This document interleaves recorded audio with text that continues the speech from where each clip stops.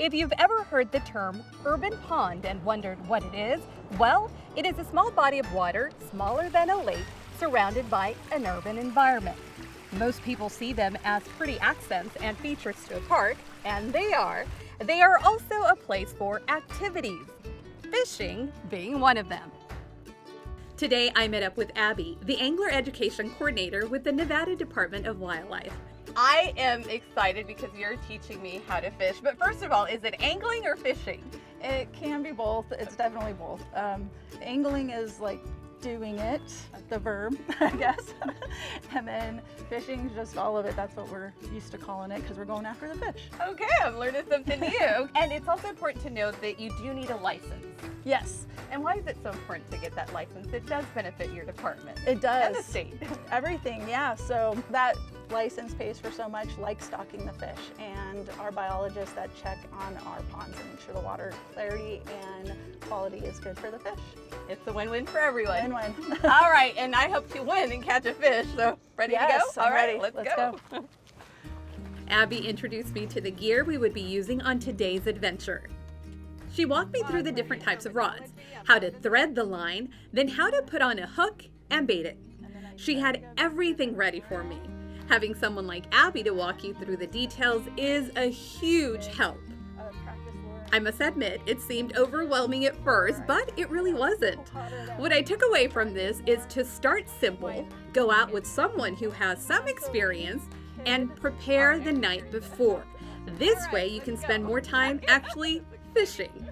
That being said, once we were geared up, we headed to the pond. All right, off fishing. Let's go. Abbey stressed the importance of keeping things simple. A rod, tackle box, bait, and a net. You don't want to overwhelm yourself with a lot of stuff. All right, I have a big smile on my face. I'm like a little kid ready to go. Let's go fishing. Ready. All right, so what do we do first? So we just have to let the hook off. Okay, let the hook and off. Let it drop. If you're new to the sport of fishing like me, borrow gear from a friend, or you can visit a sporting goods store to purchase a simple and complete set. Just so we have wiggle room and enough room to turn the bail to kind of straighten it. There's a handle on the bottom, but there's also one on top. If I'm right-handed, so would I use my left fingers to do this, or? So yeah, sometimes you can switch these to make it better, but right or left-handed, it's whichever hand you're comfortable throwing with. Okay. So you hold the rod with all your fingers except for your pointer finger. Oh, okay. That's gonna hold your line. Okay, so hold it like that. Then we open the bail. As you can tell, I'm not that familiar with the fishing pole. Nice and straight. Yep. Am I straight? Okay. Yep. So you always want to face the direction you're throwing. And then I always recommend just barely over the shoulder, none of the sidearm stuff, and then that way you don't have to worry about anybody. Is that okay right there? Yep. Okay. It looks nice and straight. Okay. And then you just, I call it pointing at where you're throwing and letting that finger out get. Oh, and then you let go of the finger then? Okay, so you first flick it, if I can use that term. Yeah. Probably not a good perfect, actually. I'm gonna flick it and then let go of the. Yep. Okay. Flick and point. Okay, ready? Are we ready to do this? All right. You're good 3, 2, 1, just go. Go! Wow! Perfect. Oh, I think I went too far. No, that's okay.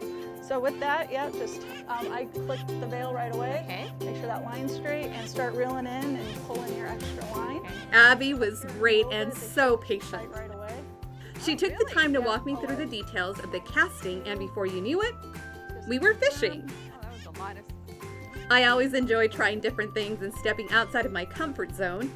Being able to get out on the trails is great, and when you can add an additional element of fun and excitement to it, even better. Now, before you come out, do some research. Visit the Nevada Department of Wildlife's website. There you can find the closest urban pond to you, see a checklist for equipment you'll need, and a link for a fishing license. The license is important. It helps to support Nevada's outdoor experiences. Fishing in an urban pond was more fun than I expected, especially when you can catch something. I'm calling that beginner's luck. Getting outside on the trails of Southern Nevada will lead you to so many things. new sights, sounds, activities, and you'll definitely meet new people, like my friend Abbey over there. I can tell you that for me, it's always a new adventure each and every time. It is good for the mind, body, and soul. So whether the trail is paved or not, it's one foot in front of the other, and you have to be open to new adventures and experiences. It is one of the many gifts the Silver State has to offer to all of us. Until our next adventure, I'm off to try to catch some fish. Wish me luck. All right. Oh, I'm feeling something, Abbey.